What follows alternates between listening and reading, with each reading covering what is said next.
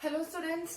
तो अभी तक हम लोग पढ़ चुके हैं सेल का स्ट्रक्चरल ऑर्गेनाइजेशन क्या होता है, जिसमें हमने 3 चीजें पढ़ी थी, plasma membrane, nucleus and cytoplasm. आज से हम नया टॉपिक स्टार्ट करने जा रहे हैं, सेल ऑर्गेनेलीज। सेल ऑर्गेनेलीज को स्टार्ट करने से पहले हमें पढ़ना है कि ऑर्गेनेली क्या होती है। ठीक है, तो ऑर्गेनेलीज सेल के अंदर प्रेजेंट स्पेशलाइज्ड छोटी छोटी यूनिट्स होती है, जिनका हर एक का अलग अलग फंक्शन होता है।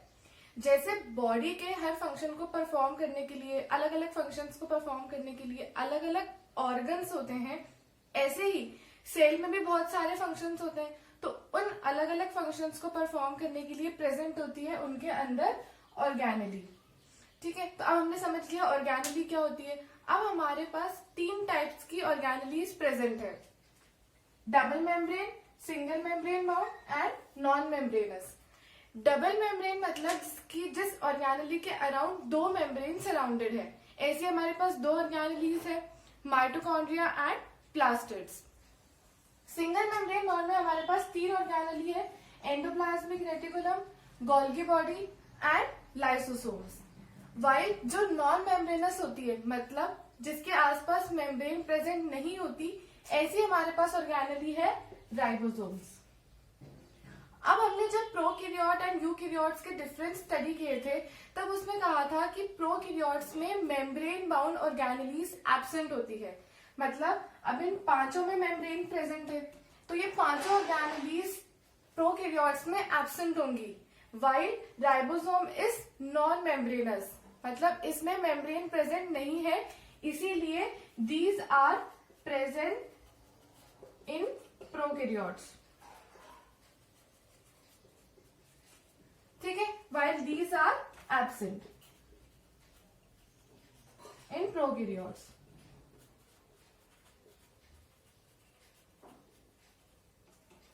ठीक है, तो ये नोट कर लो। फिर अपन स्टार्ट करते हैं आज का टॉपिक, एंडोप्लाज्मिक रेटिकुलम।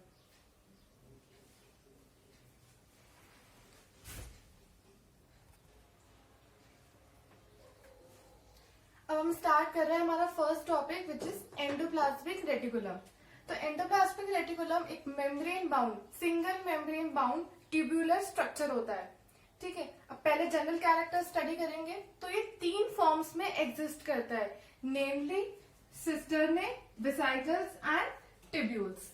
तो अब एक एक को स्टडी कर लेते हैं, एक एक फॉर्म क्या होती है, उसकी शेप क्या होती है। तो जो सिस्टर्ने होते हैं वो ट्यूब्यूलर स्पेसेस होते हैं, जो कि एक साथ अरेंज्ड होते हैं पैरेलल टू ईच अदर। ठीक है, जैसे ये वाला ऐसा स्ट्रक्चर है। अब ऐसे स्ट्रक्चर जब बहुत सारे एक साथ प्रेजेंट होंगे, तो वो एक स्ट्रक्चर का फॉर्मेशन करेंगे, जिसको हम बोलते हैं लैमिले। तो what are cisternae? These are broad flat spaces which are arranged parallel to form lamellae. ठीक है, अब सारे एक दूसरे से इंटरकनेक्टेड होते हैं। अब जो इसके ऊपर ये डॉट्स बनाए हैं, ये होते हैं राइबोसोम्स। ठीक है, इनका क्या फंक्शन होता है हम अभी आगे स्टडी करेंगे। नेक्स्ट फॉर्म आती है हमारे पास वेसाइकल्स। जैसे कि नाम से समझ में आ रहा है कि वेसाइकल्स जो होते हैं वो सर्कुलर फॉर्म में एग्जिस्ट करते हैं।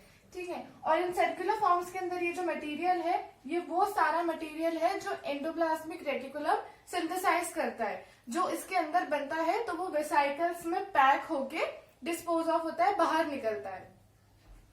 थर्ड फॉर्म है हमारे पास ट्यूब्यूल्स, जो कि स्मूथ वॉल्ड होती है और ट्यूब्यूलर स्पेसेस होती है। मतलब ये एक दूसरे से अटैच्ड नहीं रहेंगे, इसलिए ये वाले लैमिले का फॉर्मेशन नहीं करते। ये ट्यूब्यूलर तो होते हैं लेकिन अलग अलग प्रेजेंट होते हैं। तो ये तो हो गए 3 फॉर्म्स जिसमें एंडोप्लाज्मिक रेटिकुलम एग्जिस्ट करता है। अब ऑन द बेसिस कि एंडोप्लाज्मिक रेटिकुलम पे राइबोसोम्स प्रेजेंट है या नहीं, इस बेसिस पे endoplasmic reticulum is classified into 2 types, rough endoplasmic reticulum and smooth endoplasmic reticulum. पहले हम स्टडी करेंगे रफ क्या होता है, फिर देखेंगे हम स्मूथ। उसके पहले इसको नोट कर लो।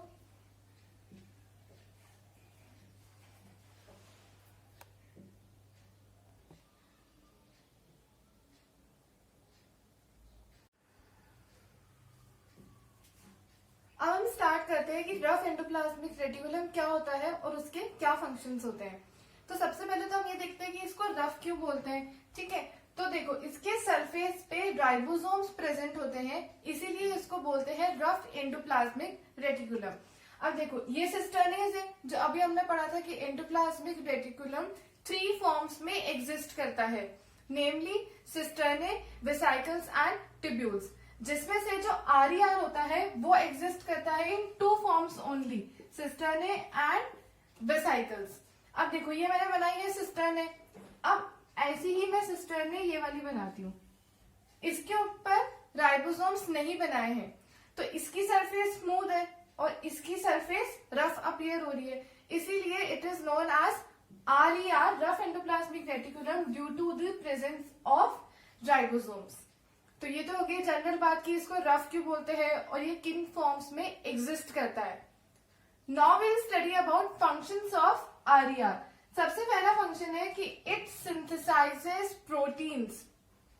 अब क्यों होता है ऐसा, देखो जो राइबोसोम्स होते हैं वो हेल्प करते हैं प्रोटीन सिंथेसिस में, और वो राइबोसोम्स अगर एंडोप्लाज्मिक रेटिकुलम पे प्रेजेंट है तो नेचुरली एंडोप्लाज्मिक रेटिकुलम का भी फंक्शन हो जाएगा प्रोटीन सिंथेसिस में हेल्प करना।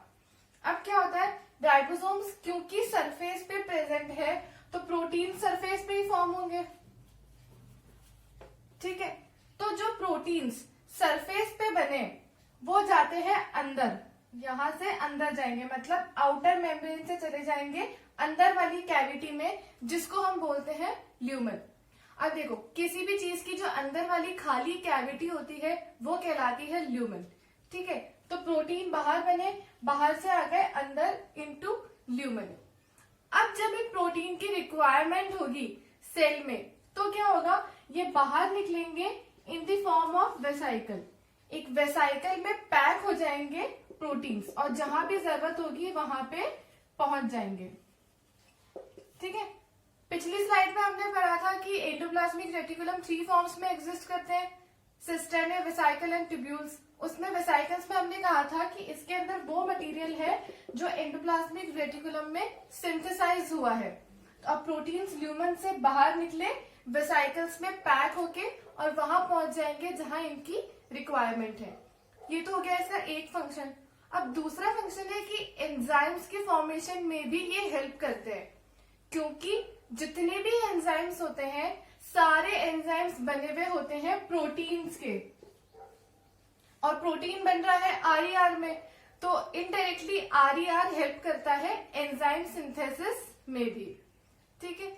इसको नोट कर लेते हैं, फिर हम आगे चलेंगे स्मूथ एंडोप्लाज्मिक रेटिकुलम पे।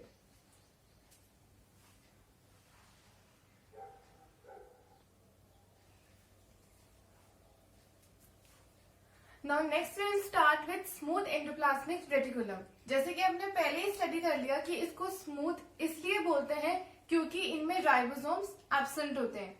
Secondly it is made up of tubules, मतलब ये सिस्टर्ने और वेसाइकल्स की फॉर्म में एग्जिस्ट नहीं करता, ये सिर्फ और सिर्फ ट्यूब्यूल्स की फॉर्म में एग्जिस्ट करता है, ठीक है।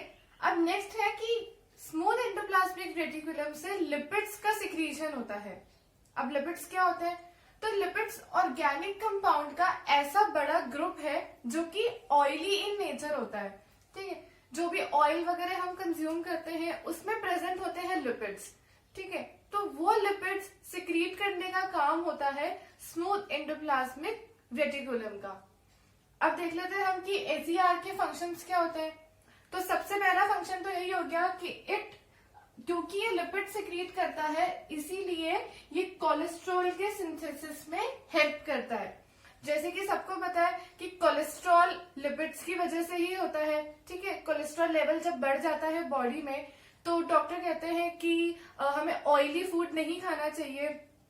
तो जो कोलेस्ट्रॉल होता है वो लिपिड से होता है, लेकिन बॉडी में कुछ गुड कोलेस्ट्रॉल की भी जरूरत होती है, तो वो कोलेस्ट्रॉल बनाता है लिपिड्स। तो ACR के फंक्शन में हो गया कि it helps in synthesis of cholesterol. Secondly हमने पढ़ा था कि जो प्लाज्मा मेम्ब्रेन होती है वो उसकी कॉम्पोजिशन में हमने पढ़ा था कि वो फॉस्फोलिपिड से मिलकर बनी हुई होती है, मतलब प्लाज्मा मेम्ब्रेन की कॉम्पोजिशन में लिपिड्स प्रेजेंट होते हैं।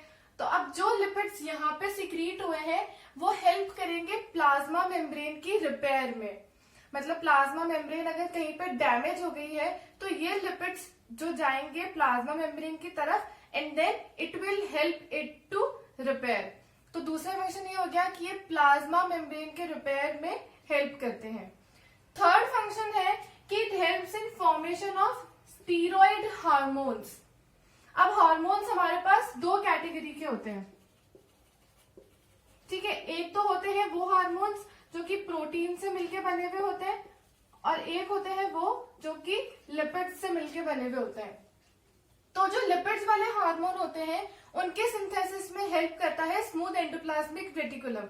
अब उन हार्मोन्स को हम कहते हैं स्टीरॉइड हार्मोन्स जो कि लिपिड्स से मिलके बने हुए होते हैं। एग्जांपल्स में कुछ भी ले सकते हैं, टेस्टोस्टेरोन, ईस्ट्रोजन, ठीक है। तो ये मिलके ये बनते हैं स्मूथ एंडोप्लाज्मिक रेटिकुलम में, वो इनकी हेल्प करता है सिंथेसिस में because these are made up of lipids. Fourth function इसका हो जाता है कि इट हेल्प्स इन डिटॉक्सिफिकेशन। अब कैसे हेल्प करता है? क्या होता है कि जब सेल में कुछ भी ऐसा मटेरियल आ जाता है जो टॉक्सिक होता है, हमारी बॉडी के लिए नुकसानदायक होता है, तो स्मूथ एंडोप्लाज्मिक रेटिकुलम उसको ऐसे कन्वर्ट कर देता है कि वो इसके लिपिड में डिसॉल्व हो जाए।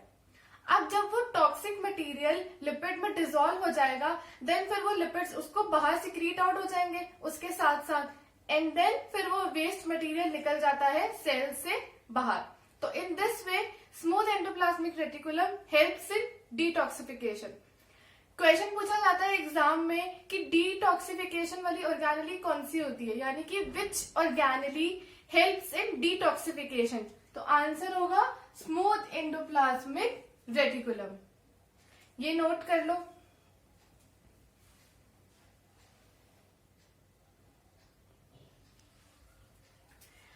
तो अभी तक तो हमने पढ़े कि स्मूथ के फंक्शंस क्या होते हैं, रफ एंडोप्लाज्मिक के फंक्शंस क्या होते हैं। अब दो फंक्शंस ऐसे हैं जो जनरल एंडोप्लाज्मिक रेटिकुलम के हैं, चाहे वो रफ हो या स्मूथ, दोनों ही ये फंक्शंस परफॉर्म करते हैं। तो सबसे पहला फंक्शन है कि ये एंडोप्लाज्मिक रेटिकुलम जो होता है ये एक स्केलेटल फ्रेमवर्क प्रोवाइड कराता है सेल को। मतलब क्योंकि अलग अलग फॉर्म्स में एग्जिस्ट करता है, इंटरकनेक्टेड होते हैं कुछ, तो उसकी वजह से क्या होता है कि ये सेल के शेप को मेंटेन करने में हेल्प करते हैं। In that way it provides skeletal framework to the cell. दूसरा फंक्शन है कि एंडोप्लाज्मिक रेटिकुलम हेल्प करता है न्यूक्लियर मटेरियल्स के ट्रांसफर में from one cell to another. Transfer में तो खैर बहुत सारी ऑर्गेनेलीज इन्वॉल्व होती है, लेकिन सबसे पहले एंडोप्लाज्मिक रेटिकुलम इसमें इन्वॉल्व होता है, इसीलिए हम इसके फंक्शंस में स्टडी करते हैं कि it helps in the transfer of nuclear materials from one cell to another. तो ये था हमारा आज का टॉपिक, सेल ऑर्गेनेलीज का introduction and endoplasmic reticulum and its types. अब नेक्स्ट टॉपिक हम पढ़ेंगे अगले लेक्चर में। Thank you for listening.